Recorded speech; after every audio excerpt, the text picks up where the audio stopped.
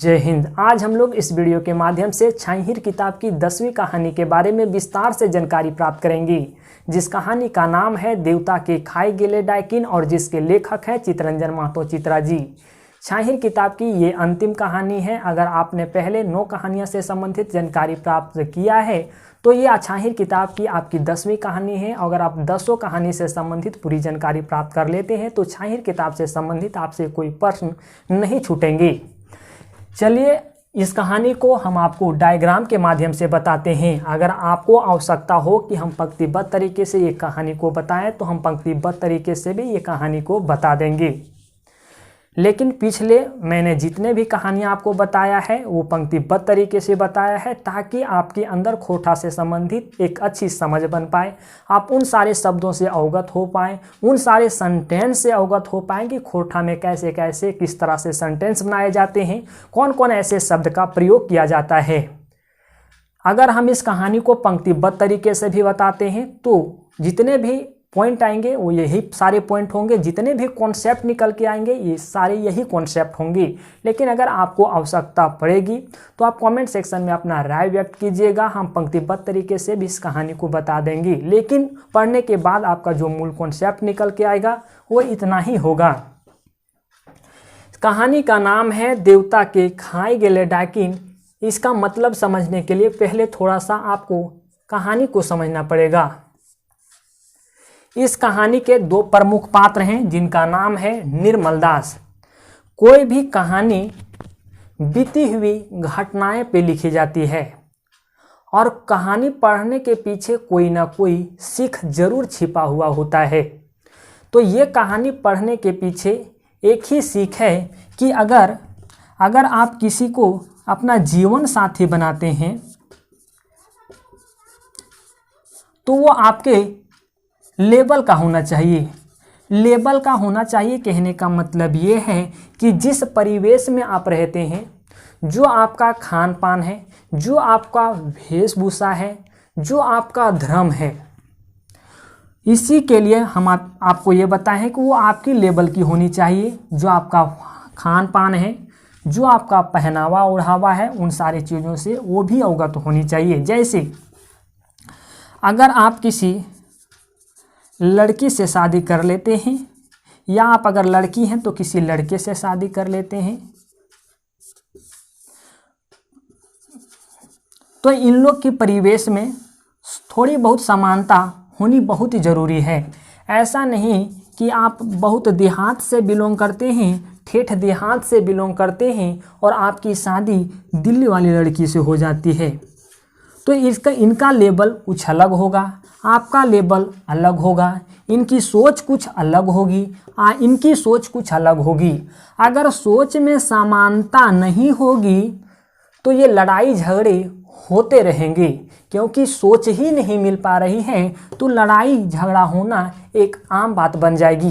क्योंकि ये दिल्ली की परिवेश में पली बढ़ी है, आप एक ठेठ देहात में पले बढ़े हुए हैं, आपका जीने का जो शैली है वो अलग है और दिल्ली में रहने वाली लड़की का जीवन जीने का शैली अलग है, तो सोच में समानता भी नहीं होगी। अब लेवल का अंतर 0 से यहाँ एडवांस हो जाएगा, मतलब लेवल जो होगा वो लो से हाई हो जाएगा, तो अपने आप को आप मेंटेन नहीं कर पाएंगे।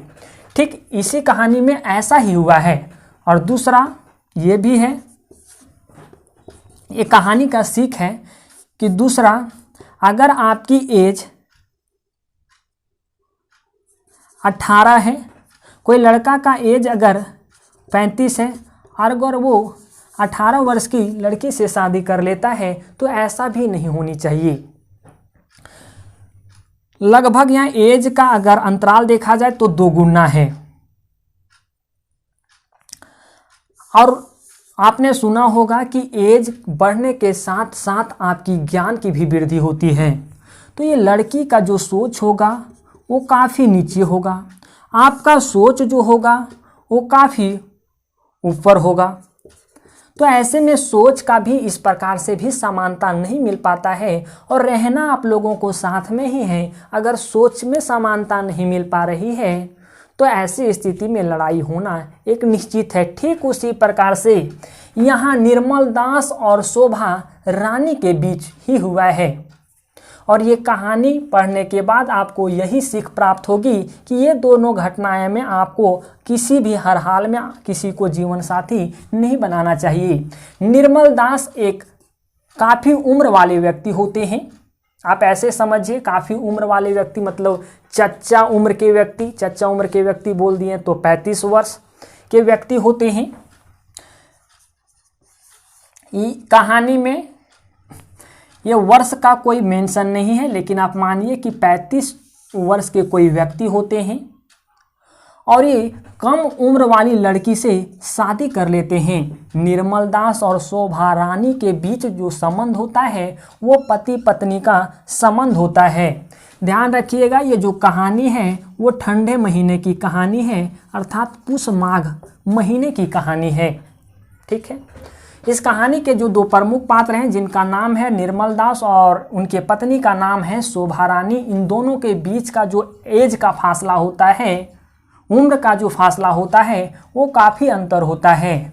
निर्मल दास की एक मजबूरी भी बन जाती है कि इतना उम्र में फासला कैसे होता है, क्योंकि इनकी एक पहली पत्नी थी जिनकी कोई कारणवश इनकी मृत्यु हो गई थी, इनकी पत्नी की मृत्यु हो गई थी। तो इन्होंने सोचा कि हमारे बुढ़ापे में कौन सेवा करेगा। कुल मिला के यही सोचिए कि निर्मल दास अपनी सुख भोग के लिए कि बुढ़ापे में कौन सा सेवा सत्कार करेगा, और ये पैसे से एक बड़े बाबू होते हैं, बड़े बाबू होते हैं, तो मेरा सेवा सत्कार बुढ़ापे में कौन करेगा। तो निर्मल दास को शोभा रानी अच्छी लगती है। शोभा रानी कौन होती है, तो निर्मल दास की पत्नी होती है। हम यहाँ लिख दिए हैं कि निर्मल दास की जो पत्नी है वो शोभा रानी है। निर्मल दास को शोभा रानी अच्छी लगती है और ये जो रहती है वो बंगाल की रहती, कोलकाता की रहती है। कोलकाता की रहने के कारण इन्हें हिंदी भी आता है और बंगाली भी आता है। इनका एज निर्मल दास की तुलना में काफ़ी कम होता है और इनका जीने का जो शैली होता है वो अपना होता है, और निर्मल दास का जीने का जो शैली होता है वो अपना होता है, क्योंकि ये पुराने विचार के व्यक्ति होते हैं, क्योंकि इनकी उम्र अधिक होती है और ये आधुनिक जीवन जीने वाली व्यक्ति होती है, जिसके कारण समानता नहीं मिल पाती है। यही हम एग्जाम्पल आपको दिए कि अगर आप देहात का रहिएगा, कोई दिल्ली वाली लड़की को ले आइएगा, तो जीने का जो लेवल होता है, रहन सहन होता है वो अलग होता है, तो आप लोगों में समानता नहीं मिल पाएगी, तो लड़ाई झगड़ा होना एक आम बात बन जाएगी। ठीक उसी तरह से निर्मल दास और शोभा रानी के बीच इसी प्रकार से नोक झोंक होता रहता है, लड़ाई झगड़े होते रहते हैं। ये चीज़ों को हम बाद में आपको बताएंगे। पहले आप इस चीज़ को समझें कि जो निर्मल दास थे उनका व्यक्तित्व कैसा था, वे कैसे व्यक्ति थे, वो क्या करते थे। पहले निर्मल दास के बारे में हम लोग समझ लेते हैं, उसके बाद निर्मल दास और शोभा रानी के बीच क्या वाद विवाद आए हैं उनके बारे में समझ लेते हैं। निर्मल दास किसी कार्यालय के एक बड़े बाबू थे और ये आदर्श व्यक्ति थे। आप किन आधार पे कह सकते हैं कि कोई भी व्यक्ति आदर्श व्यक्ति होगा? हम कहने के आधार पे तो नहीं हो सकता है कि हम अगर आपको कह देते हैं कि आप एक आदर्श व्यक्ति हैं तो क्या कहने से हो जाएगा कि आप एक आदर्श व्यक्ति हैं? नहीं, उनके अंदर क्या गुण हैं उसके बारे में भी तो आपको पता करना पड़ेगा। तो ये निर्मल दास जो है वो किसी कार्यालय के बड़े बाबू हैं, ये एक आदर्श व्यक्ति हैं। आदर्श व्यक्ति किन आधार पे कहेंगे कि जो निर्मल दास हैं एक आदर्श व्यक्ति हैं, तो आप इन पॉइंटों को समझिए। इन कारणों से आप कहेंगे कि निर्मल दास एक आदर्श व्यक्ति थे। गरीबों का मदद करते थे। देखिए, गरीबों का मदद किस हिसाब से करते थे, आप इस चीज को समझें। अगर कोई व्यक्ति अपाहिज है या तो उनका दिमाग किसी व्यक्ति का काम नहीं करता है, समाज में अगर कोई ऐसा व्यक्ति है जिनका दिमाग अच्छे ढंग से काम नहीं करता है, जो अपाहिज है, जो अच्छा भी है वो कुछ कर नहीं पा रहा है, जिनके पास दिमाग की कमी है, ऐसी स्थिति में निर्मल दास गरीबों को सुझाव देते थे, सजेशन देते थे कि आपको ये करना है, आपको वो करना है, क्योंकि ये अपने एक अच्छे लेवल के व्यक्ति थे।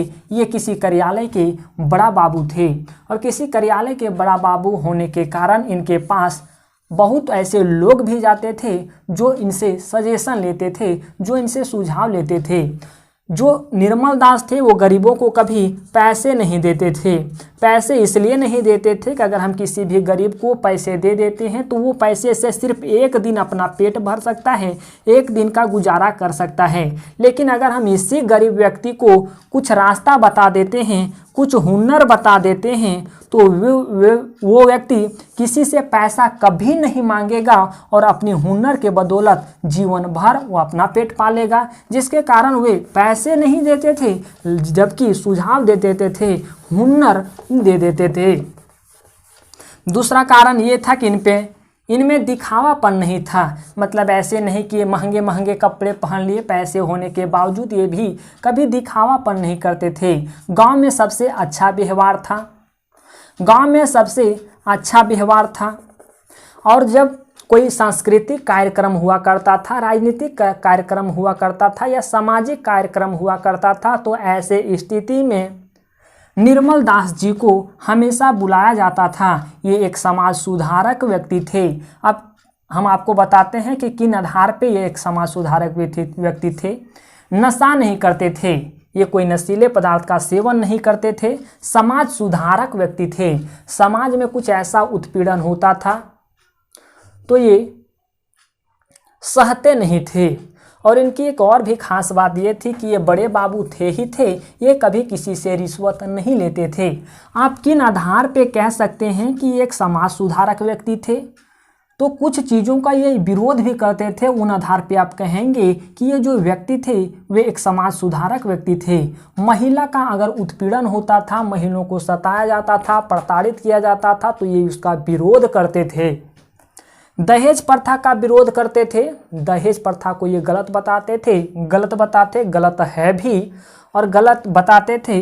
दहेज प्रथा का ये विरोध करते थे। पूंजीवादी सामंतवादी व्यवस्था का ये विरोध करते थे। धार्मिक सांप्रदायिक पाखंड ढोंग, ये जो होता है ना कि धर्म के आधार पे लोग विभक्त हो जाते हैं, बट जाते हैं, संप्रदाय के आधार पे विभक्त हो जाते हैं, बट जाते हैं, तो इन सारी चीज़ों से ये नाराज रहते थे। दहेज प्रथा के आधार पे ये भी बहुत नाराज रहते थे। लोग जब समाज में कोई ऐसे लोग, आप भी देखे होंगे कि समाज में बहुत ऐसे लोग हैं जो प्रतिष्ठित लोग माने जाते हैं। आप ऐसे कहिए कि आजकल जो समाज में लोग हैं उनको पैसा के आधार पे प्रतिष्ठित माना जाए या डर के हिसाब से लोग मानते हैं। वे अपने बेटा का जब शादी करेगा तो दहेज लेगा ही लेगा, लेकिन जब समाज में अगर वो बैठता है तो वही व्यक्ति दहेज को गलत बताता है। इसी तरह से निर्मल दास जी जिस समाज में रहते थे उसी तरह से यहाँ भी होता था। बताया दहेज को गलत जाता था, लेकिन जब उनकी बेटी की शादी होती थी, जब किसी समाज के प्रतिष्ठित व्यक्ति के बेटे की शादी होती थी, तो वो भी अपने बेटे के लिए दहेज लेता था। तो यही होता है पाखंड ढोंग। ये सारी चीज़ों से निर्मल दास नाराज थे। तो निर्मल दास के बारे में आपने, इनका व्यक्तित्व कैसा था ये तो आपने देख लिया। अब हम लोग देखते हैं निर्मल दास और शोभा रानी में किस तरह से नोकझोंक हुआ करता था। हम आपको बताएं कि निर्मल दास और शोभा रानी के बीच का जो उम्र का अंतराल था वो काफ़ी अलग था, काफ़ी अंतर था। हम आपको एग्जाम्पल के माध्यम से बताएं कि अगर निर्मल दास का उम्र 35 हो तो शोभा रानी का 18 था। तो सोच में काफ़ी समानता नहीं थी, अर्थात असमानता थी। ये अपने हिसाब से, उम्र के हिसाब से सोचते थे, शोभा रानी अपनी उम्र के हिसाब से सोचती थी। इसी प्रकार से नोकझोंक होता रहता था। जब निर्मल दास के घर कोई आ जाते थे, या तो इनका कोई शिष्य आ जाता था या इनका कोई दोस्त आ जाता था सुझाव लेने के लिए, और जब ये घर के बाहर से बरामदा होता है तो बरामदा में अगर ये बैठते थे और वे अपने और अपने दोस्त के लिए अपनी पत्नी से जब चाय मांगते थे, तो इनकी पत्नी घर से बाहर निकलती है और कहती है कि अभी आपको दिख नहीं रहा है कि हम अपने क्लासमेट अर्थात इनके साथ पढ़ने वाले जो इनके दोस्त होते हैं वो इनके घर आते हैं, हम उन्हीं से बात कर रहे हैं। यही कहती है शोभा रानी कि आप देख नहीं रहे हैं, हम घर के अंदर अपने दोस्त के साथ बातचीत कर रहे हैं और आपको अभी क्या ही चाहिए, ऐसे डट करके बोलते हैं। तो इस प्रकार से शोभा रानी निर्मल दास को बेइज्जत कर देती है। अगर आप भी अपने दोस्त के पास बैठे रहिएगा, दोस्त आपका पूरा इज्जत करता है, आपकी पत्नी से इस प्रकार से बोल देगी तो आपका ही तो इज्जत जाएगा। ठीक उसी प्रकार से शोभा रानी निर्मल दास को कभी भाव नहीं देती थी। शोभा रानी की जो अधिकतर दोस्त थे वो पुरुष थे, जो दोस्त थे वो पुरुष थे। शोभा रानी कोलकाता की थी, इन्हें 2 लैंग्वेज आता था, हिंदी और बंगाली। इनके जो दोस्त थे वो पुरुष थे। निर्मल दास को इतना टाइम नहीं मिलता था कि शोभा रानी को मार्केट घुमाए, सिनेमा दिखाए, जिसके कारण शोभा रानी अपनी मनमानी करती थी। ये अपने पुरुष दोस्तों के साथ कभी सिनेमा देखने के लिए चली जाती थी तो कभी कभी 3-4 दिन घर से गायब रहा करती थी। अब ये रवैया देख करके निर्मल दास अब इनसे मतलब ही रखना छोड़ देते हैं, क्योंकि शोभा रानी निर्मल दास को भाव ही नहीं देते हैं, इनकी कोई बात का कदर ही नहीं करते हैं। अगर निर्मल दास कुछ कहते हैं तो शोभा रानी उल्टा जवाब देती है और इसका यही परिणाम है कि शोभा रानी और निर्मल दास के एज का काफ़ी अंतर है। साथ ही साथ शोभा रानी कोलकाता की रहने वाली है, इनका रहन सहन खान पान, इनका जो रहने का लेवल था वो कुछ अलग था और इनका रहने का जो लेवल था वो कुछ अलग था। ये एक साधारण जीवन जीते थे और ये एक हाई फाई जीने वाली लड़की थी। ये सिनेमा वगैरह देखने के लिए दोस्तों के साथ चली जाती थी, कभी कभी 3-4 दिन घर से गायब रहती थी और ये चीज़ को तो निर्मल दास देख रहे थे लेकिन कुछ कहने के लिए नहीं जा रहे थे, क्योंकि शोभा रानी इनके बात को मानती ही नहीं। फिर शोभा रानी अपने सफाई देने के लिए बिना पूछे निर्मल दास को कहती थी कि 3-4 दिन हम अगर घर में नहीं थे तो हम दीदी से मिलने के लिए गए थे, माँ से मिलने के लिए गए थे, लेकिन इन सफाई से निर्मल दास को कोई फर्क नहीं पड़ता था। धीरे धीरे समय जाता रहा, लोग अपना अपना अब मतलब रखने लगे। ये पति पत्नी का संबंध तो जरूर था लेकिन पति पत्नी के रूप में इन लोग रहते नहीं थे। धीरे धीरे ऐसे ऐसे जीवन बीतता चला गया। अब एक दिन ऐसी आती है कि निर्मल दास का रिटायर हो जाता है। निर्मल दास अपने पद से रिटायर हो जाते हैं। रिटायर होने के बाद जितने भी पैसे थे वे सारे पैसे शोभा रानी अपने पास रख लेती है और ये अपने बेटे के लिए किसी के लिए दुकान खोल देती है, किसी के लिए स्कूटर ले देती है अपनी बेटे के लिए और अपना पूरा गहना बनवा लेती है। इसी प्रकार से 40-50 हज़ार रुपये ये ख़त्म कर देती है। इनका जो रिटायर का पैसा मिला हुआ था, ये बड़े बाबू के पद पे थे तो इनको रिटायर का पैसा मिला हुआ था।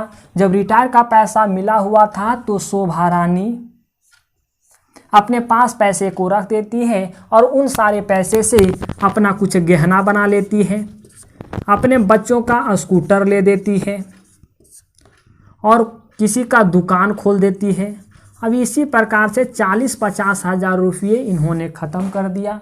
धीरे धीरे जो इनका पैसा था वो शोभा रानी अपने हाथों से ख़त्म कर रही थी। अब इसी प्रकार निर्मल दास गंधा रहे थे, मतलब इनकी ज़िंदगी और बदतर हो रही थी और शोभा रानी धीरे धीरे चमक रही थी, क्योंकि पैसा तो निर्मल दास का ही था लेकिन निर्मल दास गंधा रहा था, मतलब इनकी ज़िंदगी अब धीरे धीरे बदतर हो रही थी और शोभा रानी अब चमक रही थी पैसे के कारण। अब निर्मल दास के पास कोई वैसा काम बचा नहीं था और इनकी एज अब धीरे धीरे होती जा रही थी। अब निर्मल दास की स्थिति और बदतर होती जा रही थी। जब इन्हें कहीं भी सम्मेलन में बुलाया जाता था, इन्हें सम्मेलन में बुलाया जाता था क्योंकि एक आदर्श व्यक्ति थे, और आदर्श व्यक्ति होने के साथ साथ इनके अंदर कौन कौन ऐसे गुण थे इसके बारे में हम आपको पहले ही बताए हैं, और कौन कौन ऐसे चीज़ों का विरोध करते थे इसके बारे में हम आपको पहले ही बताए हैं। और जब ये अपने पद पे कार्यरत थे तो एक अच्छे पद पे कार्यरत थे, जिसके कारण इनकी समाज में एक अच्छी प्रतिष्ठा थी और जिसके कारण इन्हें सम्मेलन में बुलाया जाता था। जब ये सम्मेलन में जाते थे तो इनके पास पैसे नहीं हुआ करते थे, अपने आसपास के लोगों से ये पैसे मांग करके सम्मेलन में जाते थे, और इनके पैसे पर पूरा मालिकाना हक इनकी पत्नी शोभा रानी का था। शोभा रानी और निर्मल दास रिलेशन से एक पति पत्नी थे, लेकिन इन लोग पति पत्नी के रूप में नहीं रहते थे। इन लोग एक दूसरे को देखना भी पसंद नहीं करते थे, तो पैसे का आदान प्रदान कैसे हो सकता था। निर्मल दास भी चाहते थे कि यही सम्मेलन के बहाने हम घर से दूर भी रहे, क्योंकि ये शोभा रानी के साथ रहना पसंद नहीं करते थे, रहना नहीं चाहते थे। हालांकि जब वो सम्मेलन में जाते थे तो इन्हें भाषण देने का मौका भी मिलता था, लेकिन इनका भाषण लोग सुनते नहीं थे, क्योंकि ये कोई राजनीतिक मुद्दे पे बात नहीं करते थे। ये सीधा सीधा बात करते थे कि गलत चीज़ों को छोड़ देना चाहिए, जैसे शराब को छोड़ देना चाहिए, और नवयुवक को मुख्यधारा में शामिल हो जाना चाहिए। निर्मल दास के कंधे पर अभी भी पारिवारिक जिम्मेवारी थी, जैसे परिवार को कैसे चलाया जाता है ये पूरा का पूरा जिम्मेवारी निर्मल दास के कंधों पे अभी भी थी। और शोभा रानी तो पूरा मनमौजी करती थी। इसी चीज़ को हम लोग खोरठा में बोलते हैं कि ये बहुत बेंडाइल है, बेंडाइल है, या हम लोग इसको कहते हैं कि ये मनमानी करती है। ठीक है, तो शोभा जो रानी थी वो अपने मन मुताबिक काम करती थी। जब इनका एज गिर जाता है, जब इनकी उम्र अधिक हो जाती है, तो ये अपने आप को पछताते भी हैं कि हम अपने पति के साथ गलत किए। जब इनका उम्र था तो हम आपको पहले भी बताएं, अपने पुरुष दोस्तों के साथ कभी फिल्म देखने के लिए चली गई थी, तो कभी मार्केट जाती थी, तो कभी 3-4 दिन घर से बाहर ही रहती थी। तो अब इनको भी पछतावा होने लगा था कि हम पति के साथ जो निर्मल दास के साथ जो ऐसा किए वो हम गलत किए। निर्मल दास एक अच्छे व्यक्ति थे। अब शोभा रानी के पास कोई उपाय नहीं था, तो ये अपने समाज में अपना इमेज बनाने की सोची और ये निर्मल दास का नाम यूज करने लगी कि हम उनकी पत्नी हैं, हम उनकी पत्नी हैं, क्योंकि निर्मल दास का नाम लेने से लोगों के मन में एक अलग सी भावना आती थी, एक अलग सी करुणा की भावना आती थी, क्योंकि निर्मल दास एक प्रतिष्ठित व्यक्ति थे और इन्हीं का नाम यूज करके शोभा रानी समाज में अपना इमेज बना रही थी। शोभा रानी एक कह सकते हैं कि खचड़ी औरत थी। हम लोग खोरठा में कहते हैं खचड़ी औरत, जो अपने मनमानी तरीके से काम करता हो, किसी को वैल्यू ना देता हो, अपने से बड़ों को वैल्यू ना देता हो। ठीक उसी तरह से शोभा रानी एक खचड़ी औरत थी। ये अपने पति को कभी भी भाव नहीं देती थी, इसी को हम लोग कहते हैं खचड़ी। ये पछताने लगी बाद में और निर्मल दास का नाम ही यूज करके समाज में अपना रुतबा बढ़ाना चाहती थी, अपना नाम कमाना चाहती थी। लेकिन सारे लोग इनके बारे में जानते थे, भला बुरा कहते थे, लेकिन फिर भी निर्मल दास का नाम यूज करके ये अपना समाज में थोड़ा बहुत नाम अर्जित करना चाहती थी और धीरे धीरे कोई कमेटी के अध्यक्ष बन गई। तो ये पत्नी की बात हुई कि इनकी पत्नी अब धीरे धीरे कोई कमेटी के अध्यक्ष बनी गई और वहाँ से थोड़ा बहुत इनका खर्चा निकलने लगा। अब ये निर्मल दास से अपने श्रृंगार और अपनी साड़ी का पैसा नहीं मांगती थी। अब बात रही इनके बेटे की, तो बेटा का नेचर, किसी का नेचर निर्मल दास के स्वभाव से नहीं मिलता था और सारे बच्चे कोई राजनीतिक चीज़ों के पीछे भागते थे, जैसे तैसे काम किया करते थे। तो यही थी कहानी का मूल सार। ये कहानी का नाम इसलिए ऐसा पड़ा, देवता रूपी यहाँ बताया गया है निर्मल दास जी को, क्योंकि देवता रूपी एक भगवान थे और इस देवता रूपी भगवान को कौन खा गई, तो शोभा रानी जो एक डाकिन थी, डाकिन के रूप धारण करके एक ऐसे देवता रूपी व्यक्ति को खा गई। तो यहाँ डाकिन किसके लिए संबोधित किया गया है, तो शोभा रानी के लिए संबोधित किया गया है और देवता निर्मल दास के लिए। इसलिए इस कहानी का नाम पड़ा कि देवता के खाई गेले डाकिन, मतलब शोभा रानी निर्मल दास जैसे देवता रूपी व्यक्ति को खा गई। तो यही था कहानी का मूल कॉन्सेप्ट। उम्मीद है, और ये इस कहानी का निष्कर्ष क्या होगा मैंने आपको पहले ही बता दिया था। उम्मीद है ये सारी चीज़ें आपको समझ आई होगी। अगले वीडियो में हम लोग ये करेंगे कि आप लगातार छाहिर की पूरा कहानी ख़त्म हो चुकी है, और वीडियो का अगर व्यू की रेशियो की बात की जाए तो अलग अलग है। इससे पता चलता है कि वीडियो या तो यूट्यूब की कमी रही होगी, सभी के सामने नहीं पहुंचाएं, या कोई भी कमी रही होगी, तो हम सारे वीडियो को एक साथ करके अगला वही वीडियो हम डाल देंगे ताकि प्रत्येक लोगों तक पहुंच सके। अगर हम मेहनत कर रहे हैं तो लगभग सारे लोगों तक पहुंच सके, वही ठीक है। अन्यथा आपसे हमको कोई पैसे की उम्मीद नहीं है।